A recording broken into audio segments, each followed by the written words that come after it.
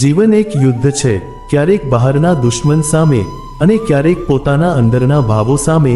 ચાલો આજે જોઈએ ભગવદ્ ગીતા અધ્યાય પ્રથમનો 3જો શ્લોક આપણને શું શીખવે છે. પશ્યૈતા પાંડુપુત્રાણામાચાર્ય મહતી ચૂમ વ્યુડા દ્રુપદપુત્રેણ તવ શિષ્યેણ ધીમતા.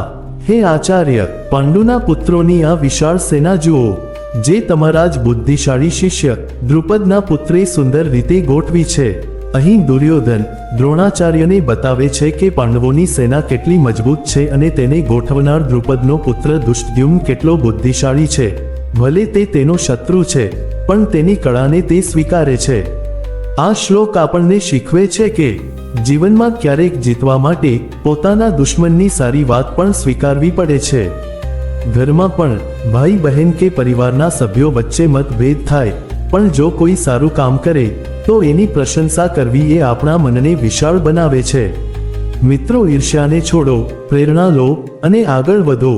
દુર્યોધન અને દુષ્ટદ્યુમ્ન એકબીજાના પક્ષમાં નહોતા, પણ દુર્યોધન અહીં ખુલ્લેઆમ સ્વીકારી લે છે કે દુષ્ટદ્યુમ્ને સેના ગોઠવવામાં બુદ્ધિનો ઉપયોગ કર્યો છે. આથી ખબર પડે છે કે સાચા યોદ્ધા એ હોય છે જે સત્યને માને, ભલે તે પોતાના વિરુદ્ધ કેમ ન હોય.